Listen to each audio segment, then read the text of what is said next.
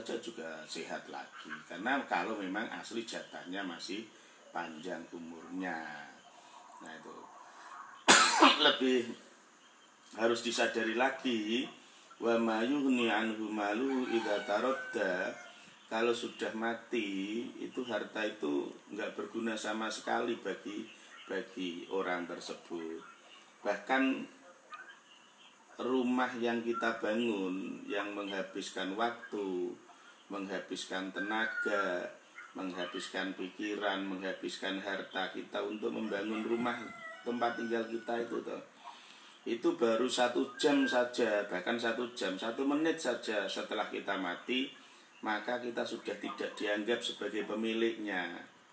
Karena itu biasanya kalau kita sudah mati, misalnya jam 9 malam, karena sudah terlalu malam, dikuburkan besok pagi, itu saja anak kita, saudara kita, tetangga kita, keluarga kita bilangnya mayitnya diinapkan, dikuburkan besok pagi.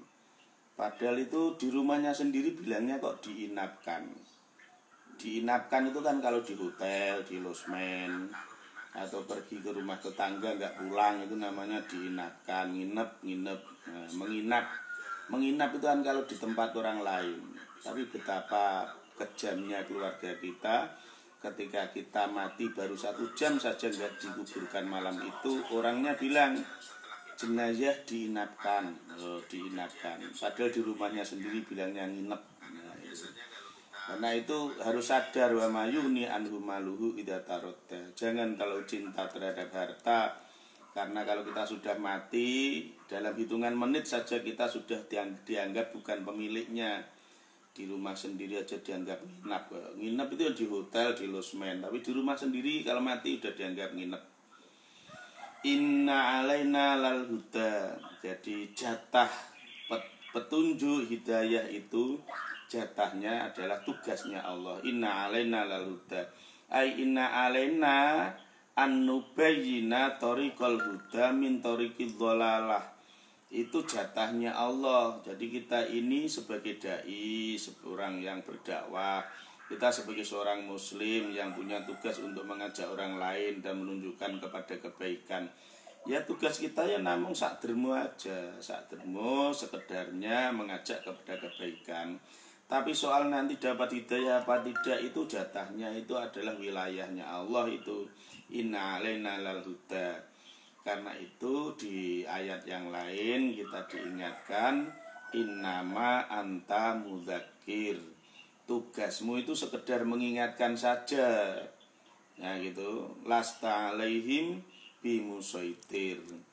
Jadi kita tidak bisa mengatur atau menciptakan atau membuat gerak mereka. Karena itu ketika kita mengajak kepada kebaikan, apabila tidak diikuti ya nggak usah marah. Apabila ternyata dia tidak mau mengikuti anjuran kita, nggak usah ngamuk-ngamuk. Jadi biasa aja lah, tugas kita memang sekedar innama anta mudzakir. Sementara di ayat ini Allah menyatakan inna alaina lal huda. Untuk jalur hidayah, untuk menjelaskan jalan mencapai itu adalah tugas kita, maksudnya Allah. Jadi kalau manusia, nabi, rasul itu sekedar untuk menunjukkan jalannya saja. Tapi orang itu dapat hidayah apa tidak, yaitu terserah Allah. Ay alallahi al-bayan, bayanu halalihi wa haramihi wa ta'atihi wa maksiatihi. Jatah dia nanti itu akan jadi orang baik apa orang jahat, jadi orang yang taat apa orang maksiat, itu semua sudah jadi tanggungannya Allah. Allah lah yang akan membuka hatinya. Itu adalah pendapat yang disampaikan oleh Imam Qatadah. Sementara Imam Al-Farra, ini juga mufasir yang lain, menafsiri kalimat inna alaina lal huda, aiman salakal huda fa'alallahi sabiluhu. Artinya kalau Imam Farra menyatakan inna alaina lal huda, itu artinya kalau kita memang berusaha untuk melewati jalur atau jalan petunjuk, maka Allah pasti akan memberi petunjuk. Maksudnya seperti itu kali Imam Farok. Man salakal huda fa'alallahi sabiluh. Jadi termasuk misalnya jenengan-jenengan itu ngikuti kajian tafsir seperti ini dengan sepenuh hati, insya Allah juga kajian tafsir ini akan bermanfaat dan barokah. Itu juga akan menjadi jalur sebagai petunjuk kehidupan kita. Itu sama dengan laha makasabat wa alaiha maktasabat. Jadi baik buruknya kita itu juga dari usaha kita. Jadi kita tidak boleh hanya bilang seperti inilah, kalau kamu belum mau sholat, ya aku urung untuk petunjuk kok, saya belum dapat hidayah. Hidayah nggak ditunggu tapi dicari. Nah itu hidayah itu jangan ditunggu tapi dicari. Sama dengan ketika kita sakit, maka obat itu dicari. Jadi kita nggak boleh bergaya seperti orang-orang Jabariyah. Kalau orang-orang Jabariyah itu ya orang sakit itu ya dari Allah. Nanti nak Gusti Allah ngersake sembuh, ya sembuh dengan sendirinya. Akhirnya nggak mau berubah. Nah, tapi kalau Nabi mengajarkan kita untuk mau berusaha, di satu sisi kita harus percaya dengan takdir bahwa mati itu sudah jadi jatah ajal kematian kita sudah ditentukan, tapi di sisi yang lain kita juga diperintahkan untuk berusaha. Itu namanya ikhtiar. Ya, karena itu man salakal huda fa'alallahi sabiluh. Nah, kalau kita berusaha untuk mendapatkan hidayah, ya kita akan diberi hidayah. Tapi kalau kita itu memang dasarnya udah nggak mau cari hidayah, ya meskipun dikasih dalil, dikasih dasar, dikasih penjelasan, ibaratnya wong Jawa sing ngandani lambene sak tumang wis nganti bredel dadi sak merang. Jadi bukan sak merang dadi sak tumang, ora cilik dadi gedhe. Iki sangka kesele le ngandani ngoten. Niku dari sak merang nganti dadi sak tumang, nganti mbledor dadi gedhe, ya tetap enggak ada gunanya. Nah, itu yang dimaksud dengan inna alaina lal huda. Ini semakna dengan wa 'alallahi qasdus sabil. Jadi itu terserah Allah jalur untuk mendapatkan hidayah. Sehingga Imam Farok menyatakan man aradallahu fahuwa ala sabil al-qasid. Jadi kalau memang Allah itu menghendaki, maka dia bisa mencapai hidayah meskipun dengan usaha yang ala kadarnya. Sama ibaratnya kalau kita itu sakit, kalau memang Allah masih menghendaki kita sembuh, dengan obat sederhana dan ala kadarnya kita juga akan sembuh. Tapi kalau memang kita jatahnya itu harus mati, dengan obat dan rumah sakit secanggih apapun juga akan tetap mati. Nah gitu. Karena itu ai inna alaina lal huda wal idlal. Meskipun Al-Quran menyatakan inna alaina lal huda, itu juga sebaliknya. Kalau Allah menghendaki orang itu untuk tersesat, juga akan tersesat. Karena itu kita diwajibkan untuk berusaha mendapatkan petunjuk, berusaha menghindari kesesatan. Wa inna lana lal akhirata wal ula. Jadi jatah dunia dan akhirat, jatah akhirat dan dunia, ula itu maksudnya dunia, itu juga semuanya di tangannya Allah, petunjuknya Allah. Imam Atha, Imam Ibnu Abbas menyatakan ai dunya wal akhirah lillah. Dunia dan akhirat itu Allah sebagai penguasanya. Allah sebagai penguasanya. Ai thawabud dunya wal akhirah. Ibnu Abbas juga menyatakan bahwa inna lana lal akhirata wal ula, artinya kita ini akan mendapatkan pahala dunia dan akhirat, itu juga urusannya Allah. Karena itu dinyatakan di surat An-Nisa 134, wa man kana yuridus sawabad dunya fa indallahi thawabud dunya wal akhirah. Jadi kalau kita itu pengen makmur di dunia, ya urusannya harus taat kepada Allah. Kita pengen makmur di akhirat juga sama, kita harus taat kepada Allah. Kenapa? Barang siapa menghendaki pahala dunia itu ya bayaran di dunia, makmur di dunia, fa indallahi thawabud dunya wal akhirah. Karena itu faman tolabahuma min ghairi malikihima faqad ahtaat thariqa. Jadi kalau orang sampai mencari pahala dunia dan mencari pahala akhirat kok salah jalur, berarti dia sudah salah. Artinya dia mencari kehidupan dunia tidak mengikuti aturan syariat, maka di dunianya juga sudah salah, di akhirat kelak juga salah. Karena itu ikuti aturannya Allah. Nah, kaitannya dengan usaha itu memang dalam Al-Quran selalu disampaikan secara seimbang, ya. Nah, misalnya dalam hal usaha, misalnya kita diperintahkan untuk usaha. Karena itu Allah sudah memerintahkan bahwa kita wajib untuk berusaha. Karena innallaha la yughayyiru ma biqaumin hatta yughayyiru ma bi anfusihim. Jadi Allah tidak akan merubah nasib suatu kaum sampai kaum itu mau merubah nasibnya sendiri. Nah, ini harus kita gunakan dalam semangat untuk berusaha. Tapi jangan lupa bahwa di balik semua itu Allah juga memberikan batas usaha kita.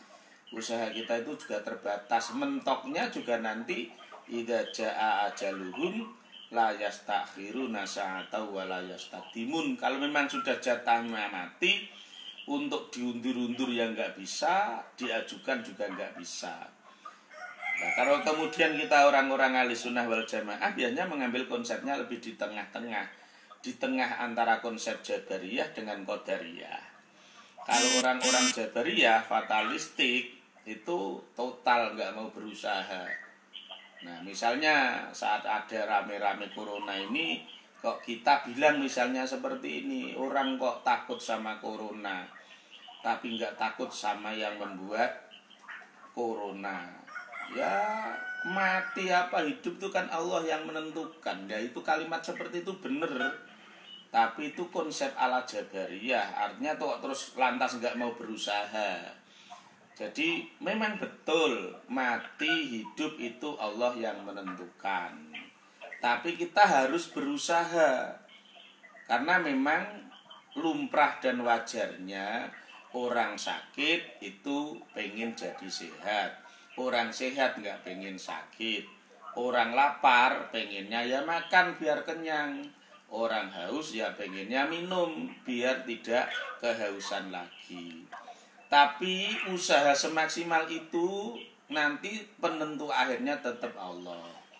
Karena itu orang-orang sufi biasanya bilangnya ana urid wa anta turid wallahu yaf'alu ma yurid. Saya punya rencana, punya keinginan, kamu punya rencana, punya keinginan, tapi wallahu yaf'alu ma yurid. Penentu akhir tetap Allah yang akan melaksanakan kehendaknya. Jadi misalnya saat ada corona ini, kita usaha semaksimal apapun, kalau memang jatahnya mati ya mati. Tapi kita tidak boleh pasrah total. Itu gaya Jabariyah. Nah, tapi juga nggak boleh terlalu mengandalkan usaha kita. Itu gaya Mu'tazilah atau Qadariyah, yang menganggap yang menentukan nasibnya ya dirinya sendiri secara total. Itu model orang-orang Mu'tazilah. Nah, kalau kita diharapkan untuk ngambil jalur tengah, tengah-tengah di antara mengandalkan usaha dan tengah-tengah di antara pasrah total tanpa usaha, sehingga muncullah konsep ikhtiar. Dari kata khairun artinya baik, bagus. Ikhtaro itu artinya berusaha mencari takdir yang lebih baik. Karena itu konsepnya konsep ikhtiar. Nah itu konsepnya konsep ikhtiar. Karena itu Nabi mengajarkan kalau kamu itu mengetahui bahwa di suatu tempat, di suatu wilayah sedang ada taun atau wabah, ya kamu tidak usah masuk. Tapi kalau kamu ada di daerah yang di situ sudah ada wabahnya, maka kamu ya jangan pergi untuk melarikan diri. Sebenarnya kamu bukan pergi melarikan diri, tapi kamu pergi untuk menularkan penyakitmu. Sehingga Nabi mengajarkan untuk ada di situ saja. Kalau belum masuk, ya jangan masuk. Kalau sudah di dalamnya nggak usah lari. Cara wong Jawa engko malah nimbali, engko malah nulari. Nah, gitu. Tapi itu hanya bagian dari usaha. Jadi kita memang ada jatah untuk usaha. Fa'angdzartukum naron taladzo. Jadi karena itu Allah memberi peringatan kepada kalian semua. Ai hadzartukum wa khawaftukum. Jadi Allah Subhanahu wa taala memperingatkan kepada kita, takutlah terhadap nar taladzo, neraka yang apinya itu menyala-nyala. Aitalahaba wa tawaqoda. Apinya itu menyala-nyala besar sekali, juga panasnya bukan main. Kenapa? Naron taladzo la yaslaha illal asqa. Jadi tidak ada yang dijatah untuk diperintahkan atau dijatah untuk dimasukkan ke dalam neraka ladzo itu kecuali memang jatahnya orang celaka. Ailaya jitu solaha wa huwa harroha illa asqa. Jadi yang dijatah untuk dimasukkan ke neraka ini ya yang bisa merasakan panasnya ya memang orang-orang yang jatah celaka. Alladzi kadzdzaba wa tawalla. Siapa orang yang dianggap celaka itu? Yaitu orang-orang yang menganggap bahwa Nabi Muhammad SAW itu adalah pembohong. Jadi yang mendustakan, kadzdzaba itu maksudnya mendustakan agama secara umum.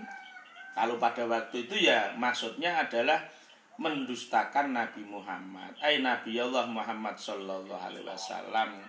Wa tawalla a'radu anil imani. Jadi yang dijatah untuk masuk ke neraka yaitu orang-orang yang mendustakan kenabian Nabi Muhammad dan yang tidak mau beriman dengan agamanya Nabi Muhammad. Karena itu ini bahasa simbolis ya, bahasa simbolis.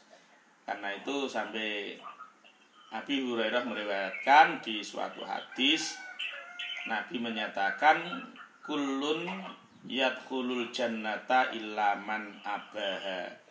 Sebenarnya semua orang itu dijatah untuk masuk ke surga kecuali orang yang ngeyel, berengkeleng, nggak mau masuk surga. Karena itu ditanyakan, qala ya Abu Hurairah wa may ya'ba ayat hulal jannah. Masa ada orang yang nggak mau masuk surga? Ada, jawabannya apa? Alladzi kadzdzaba wa tawalla. Ketika orang itu mendustakan dan memang sengaja tidak mau menerima keimanan. Jadi sudah menentang Nabi juga tidak mau beriman.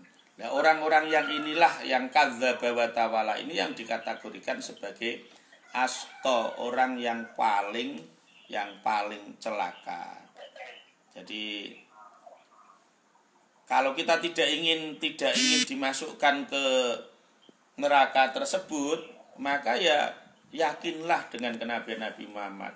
Meskipun kita tidak pernah mendengar suara beliau, meskipun bagi orang-orang yang awas belum pernah melihat foto maupun gambar beliau, tapi cukup dengan Al-Quran dan hadis kita meyakini kebenaran kerasulan beliau, maka itu sudah akan membebaskan kita dari nasib celaka untuk dimasukkan ke dalam neraka ladzo. Karena itu la yasla hadhihin naro illal ladzi kadzdzaba wa tawalla. Itu bagian yang bisa saya sampaikan. Masih ada waktu menit. Monggo Mas Tin kalau mau ada pertanyaan.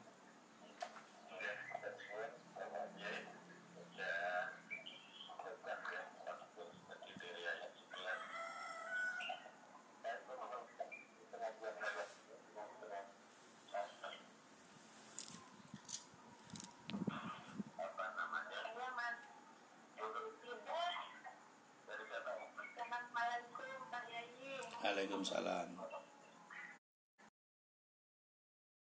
Dengan ini virus corona ini kayaknya itu kan termasuk wabah ya, musibah atau itu postmayer ya kayaknya.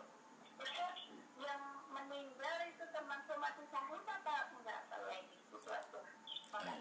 Ya. Langsung saya jawab ya.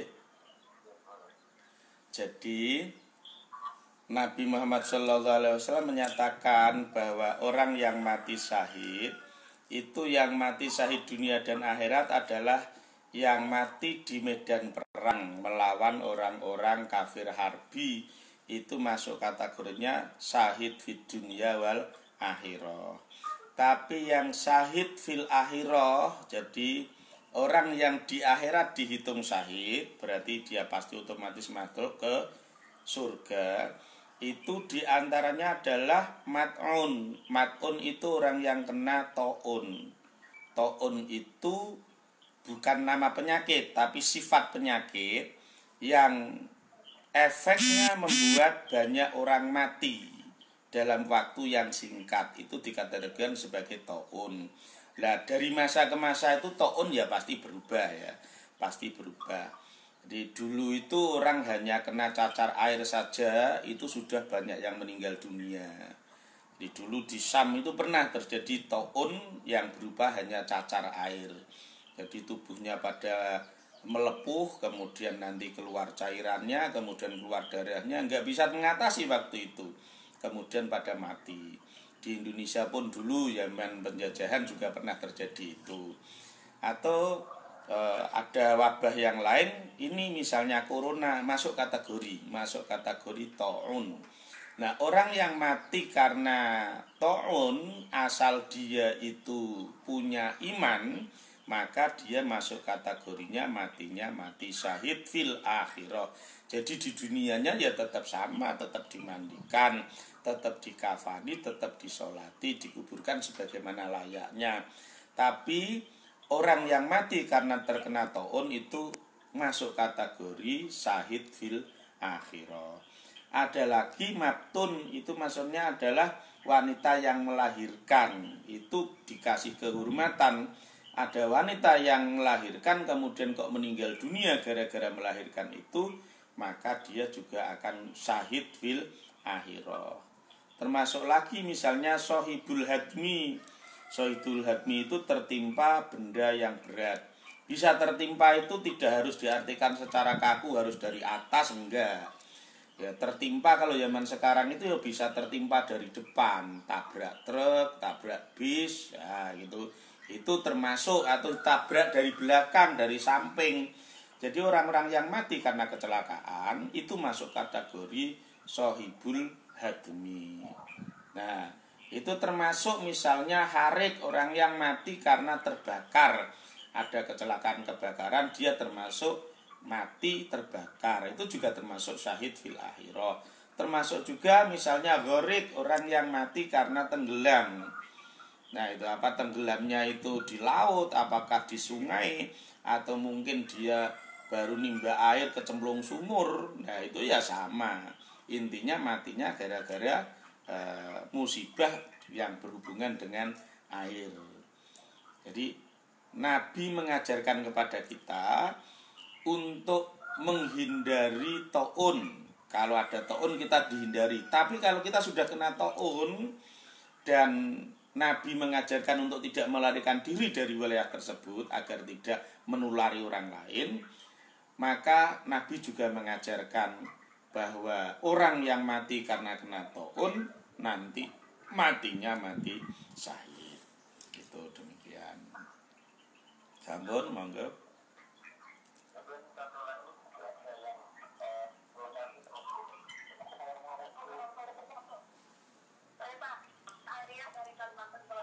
Oh, dari Kalimantan, ya monggo.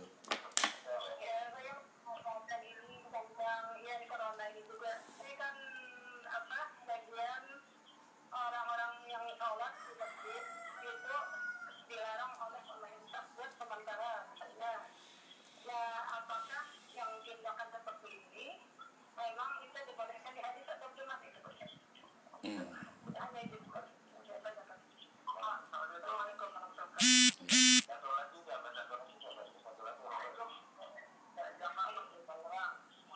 Tangerang nggih monggo.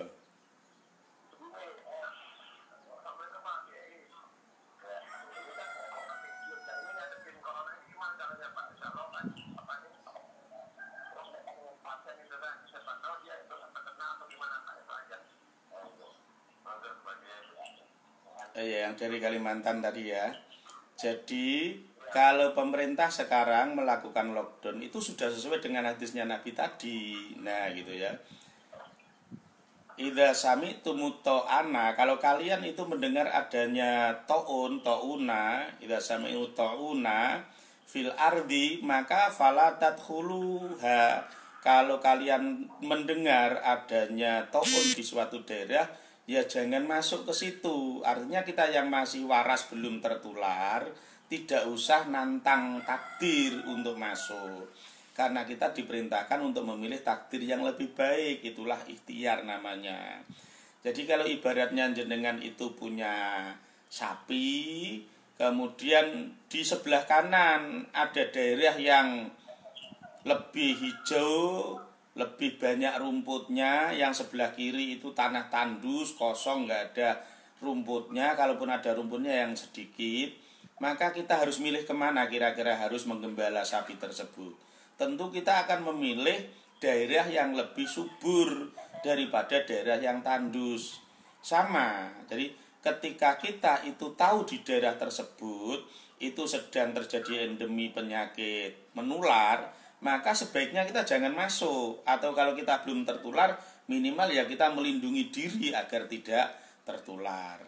Tapi bagi yang sudah tertular, nggak usah pergi kemana-mana, karena itu dikarantina. Jadi itu persis seperti apa yang disampaikan oleh Nabi.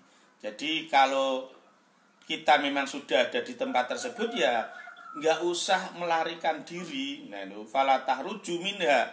Kalau kita ada di tempat tersebut, nggak usah pergi dari tempat tersebut. Firaram minhu, jangan sampai melarikan diri dari tempat tersebut, karena melarikan diri dari ta'un.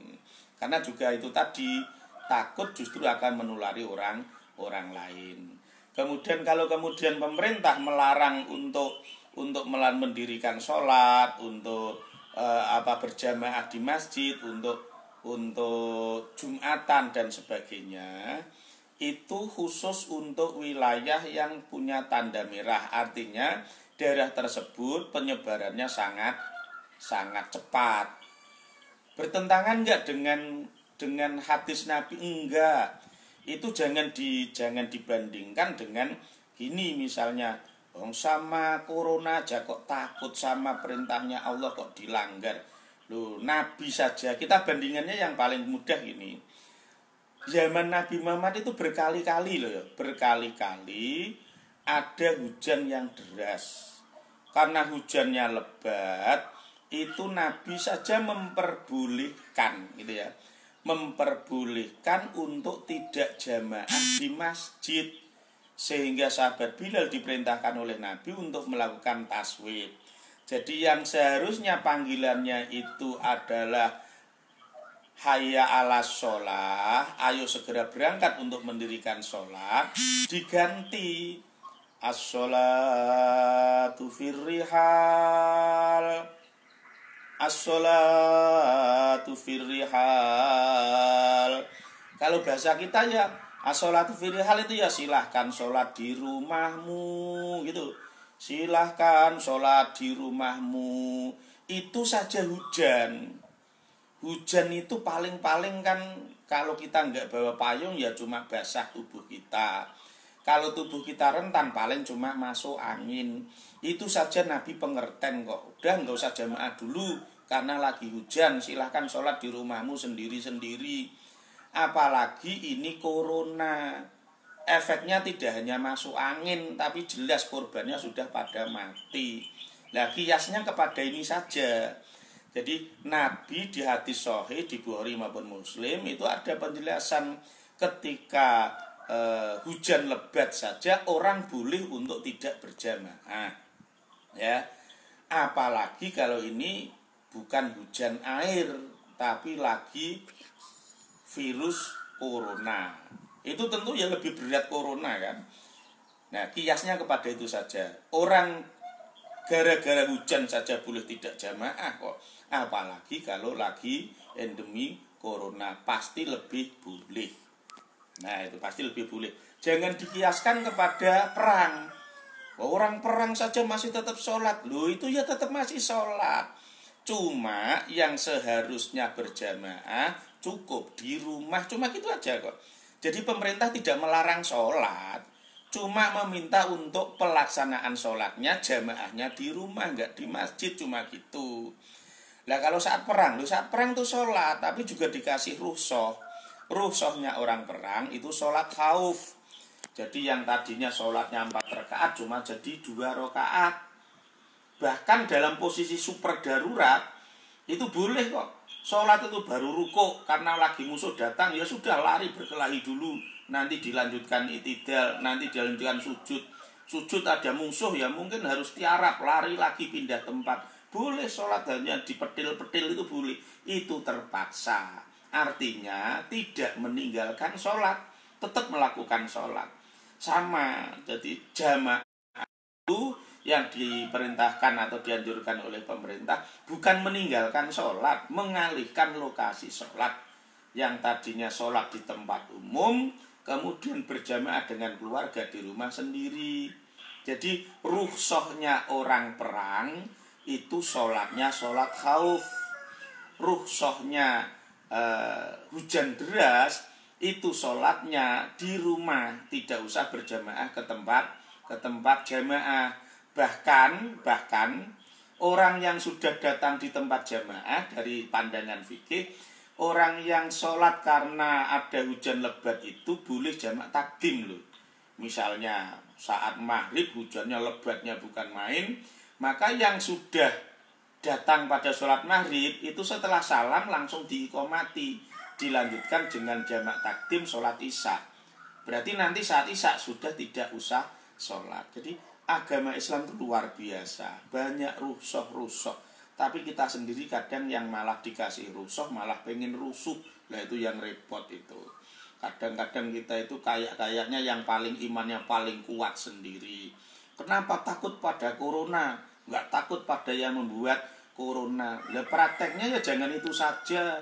Wong nyatanya kalau kita hujan ya pakai payung kok.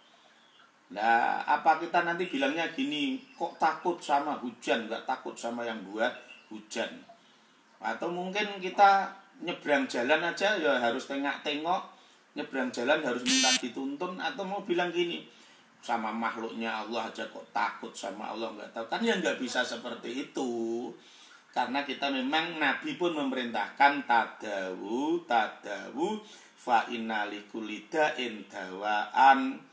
Berobatlah kalian, karena setiap penyakit pasti ada obatnya. Ilal haroma wal mauta, kecuali sakit pikun dan mati. Pikun dan mati nggak bisa diobati. Itu menunjukkan kepada kita harus berusaha. Kalau sakit berobat, kalau belum sakit ya jangan cari sakit. Nah gitu. Terus jadi nyambung dengan yang dari Bekasi tadi ya. Jadi artinya sikap kita terhadap virus corona, kalau kita memang belum tertular, ya jangan seakan nantang takdir untuk nyoba masuk ke wilayah yang di situ sudah terjangkit corona. Sama seperti dulu Umar bin Khattab itu pernah mau masuk ke Syam. Abu Ubaidah bin Jarrah sebenarnya sudah sebagai gubernur Syam sudah minta kepada Umar untuk masuk. Tapi Umar bin Khattab mendapatkan kabar bahwa di Syam itu sedang ada wabah. Maka Umar pun mengajak untuk mundur. Nah setelah mundur alasannya apa? Yaitu kalau saya maju masuk ke Syam yang di situ ada wabah, itu ya saya mendekati takdir, tapi takdir yang buruk. Kalau saya pilih pulang, ini juga saya menghadapi takdir, tapi saya milih takdir yang baik. Dan itu akhirnya Umar dan para rombongannya akhirnya terselamatkan. Sementara Abu Ubaidah bin Jarrah, sementara kemudian Mu'ad bin Jabal dan sebagainya yang sudah terjangkit di wilayah Syam, ya termasuk menjadi salah satu yang syahid fil akhirah. Karena waktu itu yang mati kurang lebih ada sekitar 20.000 orang Syam yang mati karena wabah. Bayangkan seandainya Umar bin Khattab itu ngeyel masuk ke Syam, bisa jadi juga akan jadi korbannya. Karena wabah itu ketika sudah menyerang, tidak memilih karena ini orang-orangnya iman kemudian nggak jadi diserang, enggak. Abu Ubaidah bin Jarrah kurang opo, hebat dia itu. Kemudian Mu'ad bin Jabal kurang opo, imannya kuat sekali, tapi juga jadi korban. Jadi maaf sekali lagi, dengan itu jangan main-main dengan wabah yang sedang menimpa di masa hidup kita ini. Berusahalah untuk maksimal agar tidak terjangkiti. Tapi kalau sampai terjangkiti, ya nggak usah bingung-bingung, seneng-seneng aja. Seneng-seneng aja, karena setiap penyakit pasti ada obatnya. Kalau toh mati, insya Allah kita mati syahid. Dan usaha kita itu juga jangan membuat kita kongang. Loh, saya kan sudah pakai masker, saya sudah pakai ini, pasti aman. Jangan memastikan, karena soal mati Allah yang menentukan. Itu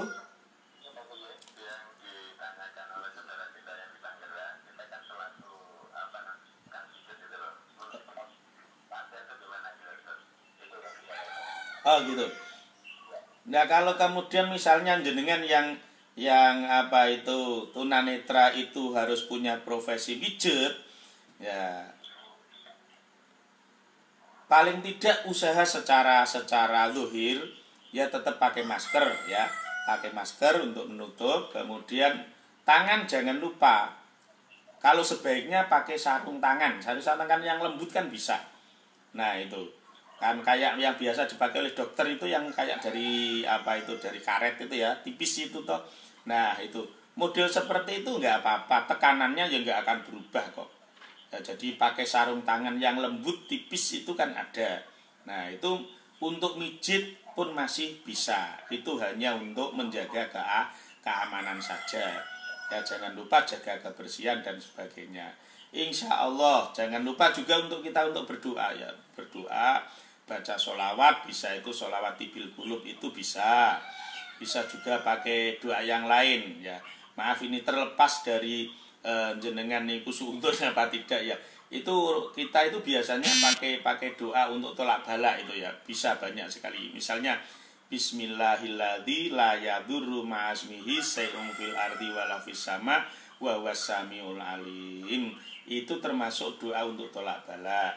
Bisa juga untuk sholawat tibil qulub itu, Allahumma sholli. Nah itu sholat apa, doa tibil qulub ala sayyidina Muhammadin tibil qulubi wa dawaiha wa afiyatil abdani wa sifaiha wa nuril absori wa dhiyaiha wa ala alihi wa sahbihi wa salim. Jadi sholawat tibil qulub itu juga bisa untuk tolak bala. Atau yang diajarkan oleh Mbah Hasyim Asy'ari itu adalah li khamsatun udfi biha harul wabail hatimah al mustafa wal murtadha wabnahuma wal fatimah. Jadi hatimah ya bukan khotimah. Itu kalau diartikan seperti ini, li khamsatun, saya punya 5 wasilah udfi biha, yang dengan 5 wasilah itu saya gunakan untuk meredam atau mematikan balak. Nah, itu harol wabai, panasnya balak bilahi, wabah itu wabah. Al-hatimah pakainya ha, alif, to, mim, ta. Hatimah itu dari kata dasar hatoma, artinya hancur, rogol, atau rusak, atau berjatuhan. Kalau bahasa kita berarti saya mempunyai 5 wasilah untuk menghancurkan atau mematikan wabak bilahi, yang menghancurkan, yang mematikan. 5 itu adalah Al-Mustafa Nabi Muhammad, wal Murtadha sahabat Ali, wabnahuma itu 2 anak cucu Ali dan Nabi, itu maksudnya adalah Hasan Husain, wal Fatimah dan Fatimah. Kenapa pakai al padahal itu isim ma'rifat? Itu karena Fatimah itu nama pasaran ya. Di Arab itu banyak orang dikasih nama Fatimah, maka dikasih Alwal Fatimah, maksudnya Fatimah khusus putrinya Nabi. Itu kalau dari Mbah Hasyim Asy'ari itu pakainya lihom satun utfi biha harul wabail hatimah al mustafa wal murtadha wabnahuma wal fatimah. Ataupun monggo lah jenengan misalnya pakai muawwidzatain falak dan nas juga boleh. Tapi intinya itu ahdziru qulubakum, doa apapun kalau pengen itu mustajabah jangan lupa baca sepenuh hati. Jadi jangan terpancang pada kalimatnya, tapi kuatkan niat kita. Kalau perlu jenengan, wah kula mboten apal sing dawa-dawa, saya cukup baca bismillahirrahmanirrahim atau mungkin la haula wala quwata illa billah, monggo. Tapi baca itu dengan sepenuh hati. Insya Allah energi positifnya akan melindungi kita dari gangguan virus corona. Insya Allah. Sampun nggih Mas Din nggih, sampun jam 6 niki. Kita tutup nggih. Kalau mungkin ada pertanyaan kita sambung pada pertemuan yang akan datang. Bismillahirrahmanirrahim. Allahumma sholli ala sayyidina Muhammadin sholatan tatwa biana tanawatuna ya mandirata saniyal kun fayakun.